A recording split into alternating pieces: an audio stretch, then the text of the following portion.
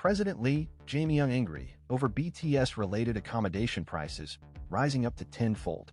Following news of BTS's world tour, marking their first full tour in 4 years, which caused accommodation prices in Busan to skyrocket by more than 10 times overnight, President Lee Jae-myung described the situation as an evil tyranny and warned of harsh retaliation.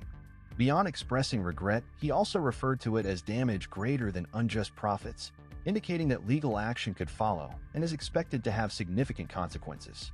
On the 16th, President Lee Jae-myung strongly criticized the excessive increase in accommodation prices in Busan through his long-standing Twitter account, stating, "This despicable tyranny, which disrupts overall market order and causes great harm to everyone, must be eradicated." President Lee specifically stated, "We must ensure that the losses far outweigh any unjust profits," a remark that effectively signals the imposition of sanctions and strong government-level measures. This has been interpreted as a firm resolve to tackle the chronic issue of excessively high prices, even if it means deploying administrative authority rather than leaving the matter to market logic. The president's anger was sparked by an extraordinary surge in prices detected in Busan's accommodation industry shortly after news of the BTS concert spread. HYBE and Big Hit Music had previously announced that BTS would perform in Busan on June 12th to 13th. The concert, held in Busan, the debut city of BTS and the hometown of members Jimin and Jungkook, will be their only domestic event outside the Seoul metropolitan area, with fan anticipation reaching an all-time high. The issue lies in the marketing tactics employed by some accommodation providers. Around the time of the concert, motel room rates, typically around 90,000 won, surged more than tenfold to over 900,000 won, while luxury hotel rates climbed to more than 780,000 won, over 2.6 times their usual prices. This is not the first time Busan has faced controversy over accommodation pricing. A free concert held to promote the 2022 Expo bid also drew public criticism when accommodation costs skyrocketed by as much as 30 times. The Busan metropolitan government conducted on-site inspections, but their effectiveness was called into question. President Lee's warning, using strong terms such as disruption of market order and despicable tyranny, has been interpreted as a signal that he will no longer tolerate a repeat of such incidents. A presidential office official stated, "This message goes beyond mere price control and reflects the president's firm governing philosophy, regarding a zero-tolerance stance toward unfair practices that damage the national brand image and exploit fan sentiment." Following the president's announcement, relevant authorities, including the Fair Trade Commission and the Busan metropolitan government, are expected to swiftly launch coordinated and comprehensive enforcement measures, including tax investigations. What began as a wave of excitement among global fans quickly transformed into a national controversy that exposed deep structural problems in South Korea's tourism and accommodation industry. The announcement of BTS's long-awaited world tour, especially their symbolic return to Busan, was meant to be a moment of pride, cultural celebration, and economic opportunity. Instead, it ignited widespread anger, casting a shadow over what should have been a historic cultural event. For many fans, securing a concert ticket was only the first hurdle. Within hours of the tour announcement, screenshots began circulating online showing hotel prices multiplying at an alarming rate. Budget motels that once catered to students and backpackers suddenly displayed prices rivaling luxury resorts. Hotels that typically charged a few $100,000 won per night listed rates so high that even well-paid professionals found them shocking. Social media platforms exploded with reactions. Fans shared stories of canceled reservations, sudden price changes after confirmation, and even accommodation providers demanding additional fees under the table. Some international fans openly questioned whether attending the Busan concert will be financially possible at all. This was not just a matter of inconvenience, it was a rupture of trust. President Lee Jae-myung's unusually strong language reflected more than personal anger. It echoed a broader public sentiment that something fundamental had gone wrong.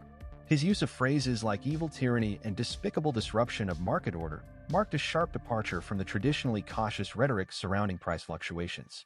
Economic experts were quick to note that while price increases during high-demand periods are not illegal in themselves, the scale and speed of the surge in Busan raised red flags. Overnight increases of tenfold or more suggested not organic market adjustment, but coordinated exploitation. "This is not supply and demand," said one professor of economics at a major Seoul university. "This is opportunistic pricing that crosses into social harm. When prices rise to the point that they exclude ordinary citizens and damage a city's reputation, the state has a responsibility to intervene. President Lee's assertion that losses must outweigh unjust profits was widely interpreted as a warning shot. The message was clear: profiteering at the expense of public trust and national image would not be tolerated. Legal grounds for intervention. What can the government do? Following the president's statement, legal scholars began dissecting the potential avenues for enforcement. While South Korea does not impose blanket price controls on accommodation, several laws could be invoked under exceptional circumstances. The Fair Trade Act allows authorities to investigate unfair trade practices, including collusion or abuse of market dominance. If evidence emerges that accommodation providers coordinated price hikes or manipulated booking platforms, penalties could be severe. Additionally, the Act on the Regulation of Terms and Conditions could apply if hotels unilaterally altered confirmed reservations or imposed unreasonable cancellation fees. Tax authorities are also expected to scrutinize undeclared income, especially if cash transactions increase during the concert period. A senior official from the Fair Trade Commission, speaking anonymously, stated, "This will not be a symbolic inspection. We are preparing a full-scale response that includes financial audits, digital platform monitoring, and on-site investigations." For Busan, the controversy strikes at a sensitive moment. As South Korea's second-largest city and a major international port, Busan has long sought to brand itself as a global cultural hub. Hosting BTS, a group synonymous with Korea's soft power, was meant to reinforce that image. Instead, critics argue that Busan risks being remembered not for its hospitality, but for its greed.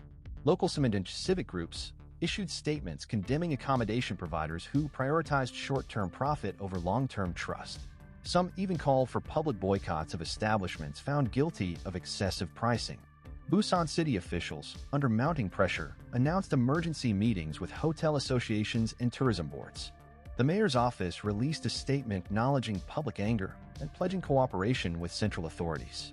However, skepticism remains. Many recall the 2022 Expo-related concert, when similar promises were made, inspections were conducted, yet little changed. "This cannot end with words," said a Busan resident interviewed on local television. "If the government is serious this time, we need real consequences." Perhaps the most emotionally charged aspect of the controversy is its impact on BTS fans, ARMY, many of whom have waited years for this moment. For some, attending the Busan concert is more than entertainment. It is deeply personal. Busan is not just another tourist stop. It is the city where BTS debuted their dreams, where Jimin and Jungkook grew up, where countless stories of struggle and hope began. For fans, being there carries symbolic weight. One fan from Japan shared, "I saved money for years. When I saw the hotel prices, I cried. It felt like my love for BTS was being used against me."